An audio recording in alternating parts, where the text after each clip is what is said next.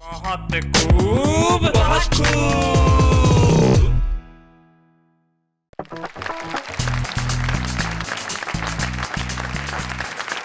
नमस्कार, मैं हूं आपका दोस्त शैलेश लोढ़ा और आप उसी महफिल में हैं जिसका नाम है बहुत खूब। भाई कहते हैं कि लड़कियों के डर भी बड़े अजीब होते हैं।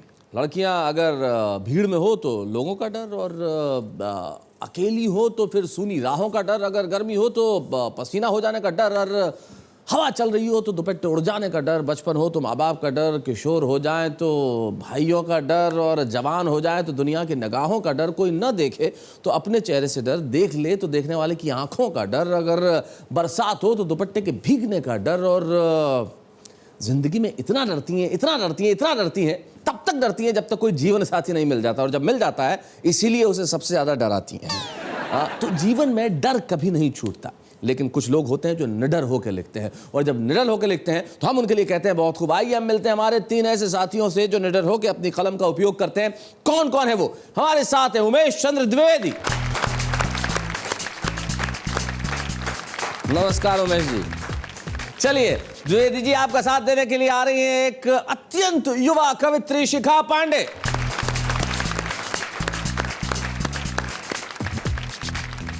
आइए शिखा, कैसी हैं आप?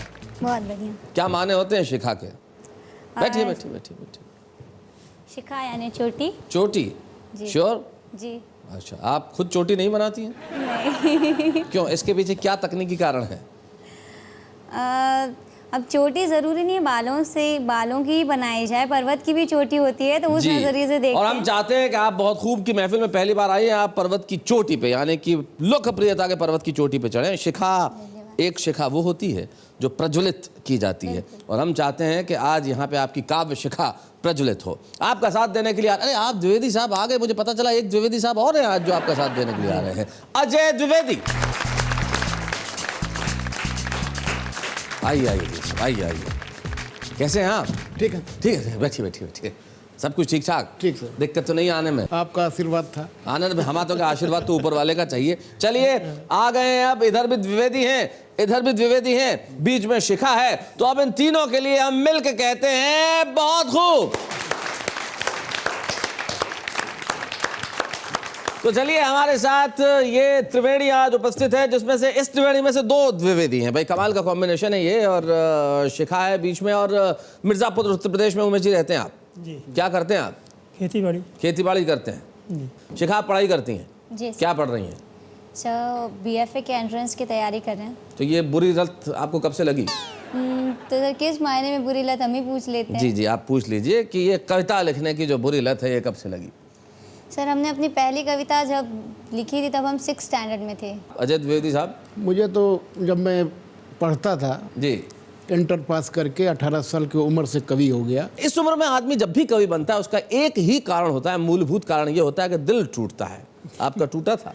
नहीं, ऐसा तो कभी नहीं रहा, क्योंकि अब दिल तो श्रृंगार रस के कवियों को ज्यादातर टूटा करता मतलब है। हास्य रस के वासियों के पास दिल होता ही नहीं है? नहीं, हाथ हम तो नदी में बह के आए सारे के सारे। हम तो देश के प्रति सोचते हैं, देश के प्रति ही अब भावना रखते हैं। अच्छा, मतलब जो देश के प्रति सोचता है उसे दिल के बारे में नहीं सोचना तो चाहिए। वो श्रृंगार रस के कवियों को ज्यादातर होता है। जी जी जी। तो ये अजय द्विवेदी जी ने पूरे देश के सामने चैनल पे स्वीकार कर लिया कि इनके पास दिल नहीं है। चलिए कोई बात नहीं, हम कोशिश करते हैं कि एपिसोड के अंत तक आपके भीतर भी दिल पैदा हो जाए। आइए सबसे पहले हम बुलाते हैं शिखा पांडे को।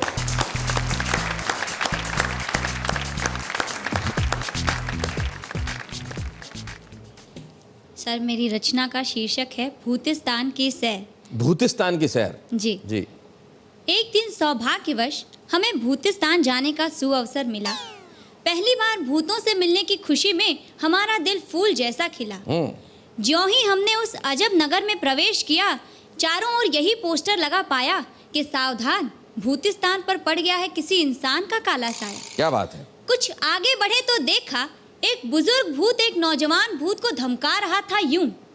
कुछ आगे बढ़े तो देखा एक बुजुर्ग भूत एक नौजवान भूत को धमका रहा था यूं कि टांगे तोड़कर रख दूंगा अगर इंसानी बस्ती की ओर गया तू। क्या बात है, बहुत अच्छे। एक और एक भूतनी अपने रोते हुए बच्चे को समझा रही थी, चुप हो जा वरना इंसान आ जाएगा। इस वाह प्रकार वाह बता वाह रही। वाह वाह, भाई बहुत बढ़िया, बहुत अच्छे, बहुत अच्छे। उस भूतनी के इन शब्दों को सुनकर वह बच्चा चुप हो गया और यह घटना मेरे दिल में घर कर गई कि भूतों के दिलों में भी इंसानों की दहशत इस कदर भर गई। सारे शहर में लगे हमारे नाम के पर्चे थे। भूतिस्तान के हर न्यूज चैनल पर केवल हमारे ही चर्चे थे। अच्छा, बहुत अच्छे। हर कोई भाग खड़ा होता था देखकर हमारा साया। बड़ी मुश्किल से एक कवि भूत हमारी पकड़ में आया। कवि भूत, अच्छा। हाँ जी। हमने पूछा, क्यों जी, हर भूत हमें देखकर इस कदर क्यों भागता है? वो संभलते हुए बोला, मैडम, क्योंकि नाग का डसा तो शायद जी भी जाए, पर इंसान का डसा पानी भी नहीं मांगता। वाह वाह वाह वाह, बहुत बढ़िया, बहुत अच्छा, बहुत खूब। वो बोला, मैडम, क्योंकि नाग का डसा तो शायद जी भी जाए, पर इंसान का डसा तो पानी भी नहीं मांगता है। हम नहीं जानते थे कि इंसान इस कदर गिर सकता है। 2 कौड़ी के लिए अपने बाप, माँ, भाई, बहन, बहू, बेटी तक को नीलाम कर सकता है। क्या बात है। जिस मातृभूमि को अपने रक्त से सींचना चाहिए, सरेआम उसका चीरहरण कराता है और शहीदों के सपनों की होली जलाकर जनगण मन अधिनायक जय हे गाता है। वाह वाह, बहुत अच्छे, बहुत बढ़िया, और बहुत शहीदों अच्छे। के सपनों की होली जलाकर जनगण मन अधिनायक जय हे गाता है। हम भूत हैं तो क्या, जिस थाली में खाते हैं उसमें छेद नहीं करते। कौन हिंदू भूत है, कौन मुस्लिम, सिख, ईसाई, ये भेद नहीं करते। वाह वाह। हम भी कभी इंसान थे, यह सोचकर हमारी नजरें लज्जा से झुक जाती हैं। पता नहीं यह धरती माँ तुम सब का बोझ कैसे उठाती है। क्या बात है, बहुत खूब, बहुत बढ़िया। पता नहीं यह धरती माँ तुम सब का बोझ कैसे उठाती है। मित्रों, उस भूत के इन तीखे शब्दों को सुनकर हम अपनी इंसानियत पर इस कदर शर्माए कि अपना बोरिया बिस्तर उठाकर सीधे हिंदुस्तान लौट आए। सीधे भाई हिंदुस्तान वाह लौट वाह आए, वाह, क्या सीधे बात है, हिंदुस्तान। बहुत बढ़िया, बहुत अच्छा, बहुत बढ़िया। शिखा पांडे बहुत अच्छा, जब नई प्रतिभाएं जब अच्छा सुनाती हैं, और मुझे बड़ी खुशी है कि शिखा पांडे बहुत खूब में पहली बार आई हैं और उन्होंने बहुत अच्छी कविता सुनाई भूत पे। हालांकि इस विषय पे पहले बहुत कुछ लिखा जा चुका है, और लेकिन आपने फिर भी उसमें अपने ढंग से कहने की कोशिश की। महेंद्र अजनबी एक बड़े प्रसिद्ध हास्य व्यंग्य कवि हैं, उनकी एक कविता जो है भूत से मिलजुल की, वो बड़ी प्रसिद्ध कविता है, और उसमें एक जगह वो बहुत बढ़िया बात कहते हैं। आपका दोस्त शैलेश लोढ़ा फिर से आ गया है कहने के लिए बहुत खूब। और ब्रेक पे जाने से पहले मैं आपसे कह रहा था कि अतीत की तरफ मत देखिए, वर्तमान की ओर देख लीजिए, क्योंकि वर्तमान अगर बेहतर होगा तो भविष्य निश्चित तौर पे बहुत खूबसूरत होगा। और वर्तमान में क्या हो रहा है ये देखने के लिए, ये समझने के लिए, जानने के लिए हम चलते हैं अजय द्विवेदी जी के पास कि उनके पिटारे में आज क्या है, देश का हाल बताने के लिए। अजय द्विवेदी जी आइए।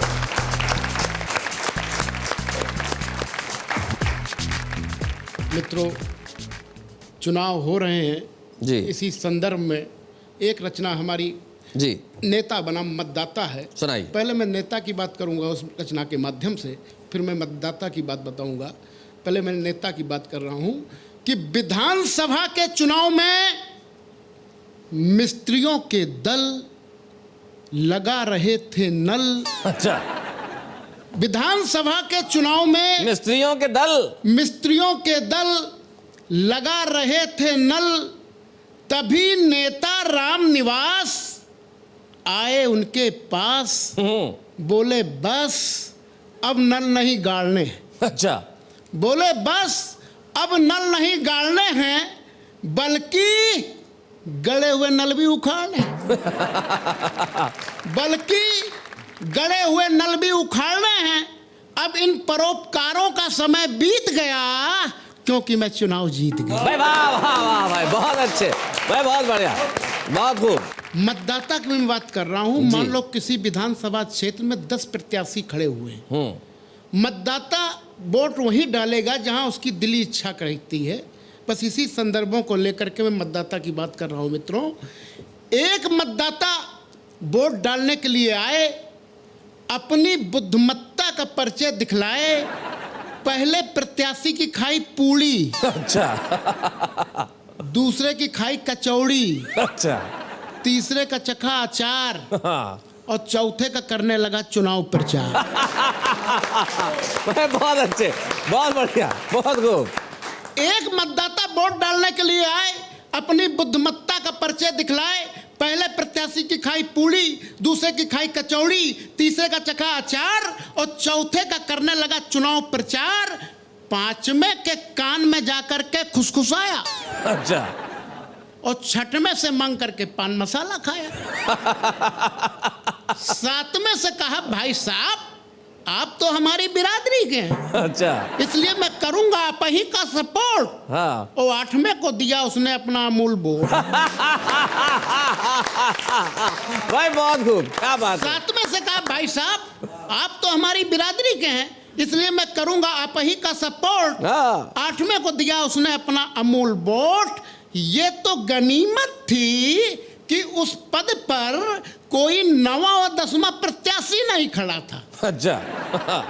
ये तो गनीमत थी कि उस पद पर कोई 9वां और 10वां प्रत्याशी नहीं खड़ा था। दुर्भाग्य से यदि कोई खड़ा हो जाता तो वो कमबख्त उससे भी दारू की बोतल सहित आने जाने का किराया ले आता। भाई बहुत खूब अजय द्विवेदी साहब, आपने हमारे चुनावी हकीकत को बिल्कुल साफ तौर पे बता दिया। भाई अगर नेता ऐसा कर सकते हैं तो मतदाता ऐसा क्यों नहीं कर सकता। मतदाता भी बड़ा समझदार हो गया, वो किसी की पूड़ी खाए, कचौड़ी खाए, अचार खाए, किसी का प्रचार करे, लेकिन वोट वहीं डालेगा जहां वो तय करके बैठा है। वो बड़ा समझदार है। शराब की बोतलों के बहकावे में इस देश का मतदाता आने वाला नहीं है। हमारे नेता सोचते होंगे, वो बांट रहे हैं। तब एक शायर के 3 शेर मुझे याद आते हैं।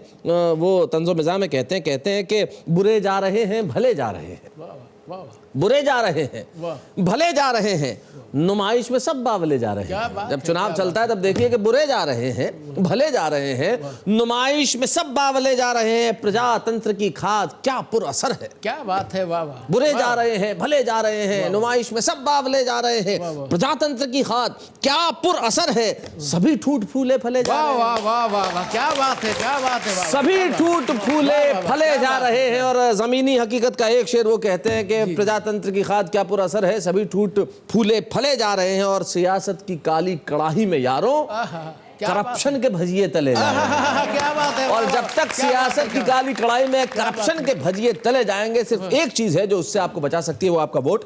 सोच समझ के उसका उपयोग कीजिए। आप अपने समय का उपयोग भी सोच समझ के कीजिए, क्योंकि आपके पास कुल जमा कुछ सेकंड्स हैं। मैं यूं गया और फिर यूं आया, फिर कहना बहुत खूब।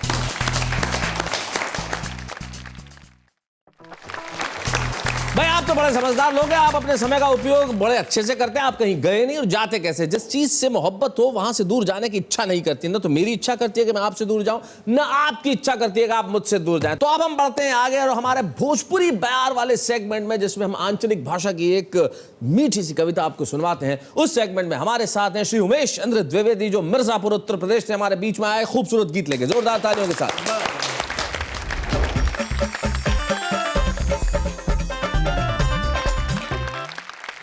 मैं बहुत खूब के दर्शकों को प्रणाम करता हूँ। फागुन का महीना चल रहा है जी। एक नायिका का पति कहीं बाहर गया हुआ है, उसको सूचना नहीं कि कहाँ गया है। उसी के विरह में कुछ बातें बताती है। स्वागत। यही फागुन में सखी रे बलम मोर कहवा चली गे।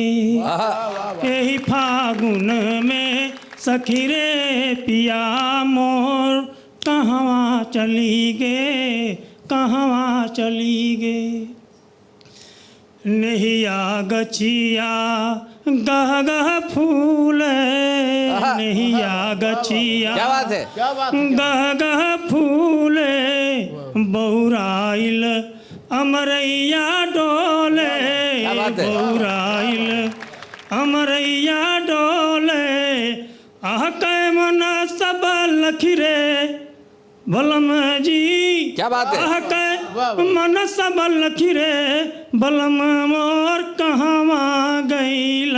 वाह वाह। यही फागुन में सखी रे बलम मोर कहवा गईल। कूक कोयलिया हुक उठावे, कूक कोयलिया क्या बात है। हुक उठावे, सारी रात मोहे नींद न आवे। क्या बात। सारी रात मोहे नींद न आवे, पथरा कर जवा रखी रे बलम जी, पथरा कर जवा रखी रे बलम मोर कहवा गईल। यही फागुन में सखी रे बलम मोर कहवा गईल। पछुआ बयार चलावे कटरिया, पछुआ बयार चलावे चलावे कटरिया नागिन असई लागे सजरिया नागिन असई लागे सजरिया रखली जवनावा चखिरे कलम जी क्या बात है। रखली जवनावा चखिरे बलम मोर कहावा गईला क्या बात है। यही फागुन में सखिरे बलम मोर कहावा गईला। क्या बात है भाई, बहुत बढ़िया भाई। उमेश जी, फागुन के अंदर जब चला गया उसका साजन, उसका पति, तब बयार भी कटार की तरह लगने लगी और ये जो सेज है वो नागिन की तरह होने लगी। क्या बात है, विरह का ये जो प्रदर्शन किया। मुझे एक बात बताइए, आपको इतना अनुभव कैसे कि औरतें यही कहती हैं जी? क्या, कैसे आपने सोचा, ये कल्पना कैसे की कि वो यही कहती होंगी? ये बुजुर्गों से सुना है, कहानियां में पढ़ा, लोगों से किताबों में पढ़ा है। लोगों जो से सुना बयार है, है उसी वो को व्यक्त कटार करते सी हैं। लगती है जी, और जो सेज है वो नागिन सी लगती है। तो चलिए, आपने जो सुना वो आपका अनुभव काम आया। विरह में बहुत ऐसा होता। अच्छा मुझे बताइए, फागुन में कभी पत्नी बिना बताए निकल जाए तो पति कहेगा ये सब कुछ? पता नहीं क्या करेगा। ये अनुभव तो होना चाहिए ना कि वो कहेगा कि नहीं कहेगा उस वक्त। पति तो डायरेक्ट पहुंच जाएगा जहाँ रहेगी। उसका तो पति उस वक्त क्या करेगा, एक की चली गई ऐसी, तो जैसे ही गई वो सीधा जो अपना होता है अपना पोस्ट ऑफिस वहां चला गया। हाँ, बोले साहब मेरी पत्नी गई चली गई। बोले ये पोस्ट ऑफिस है, पुलिस स्टेशन जा। बोले खुशी के मारे पता ही नहीं चल रहा है कहाँ जाऊं। लेकिन जीवन में कहीं कोई ना जाए, सब साथ बने रहे। किसी का आना जाना अच्छा नहीं लगता। आप और हम हमेशा इसी तरह साथ बने रहेंगे। ये मैं वादा तो नहीं करता, दावा भी नहीं करता, लेकिन विश्वास जरूर है कि आपका और हमारा प्यार इसी तरह बना रहेगा। हमें कहीं एक दूसरे से दूर जाने की जरूरत नहीं है, क्योंकि हमारे यहाँ कविताएं हैं, शेर है, शायरी, और आप उनसे करते हैं मोहब्बत। आपकी और हमारे बीच का ये मोहब्बत का सेतु हमेशा बना रहेगा और इसी तरह हम सुनाते रहेंगे यहाँ पे कविताएं, शेर और शायरी, और इसी तरह आप घर बैठे कहते रहेंगे बहुत खूब।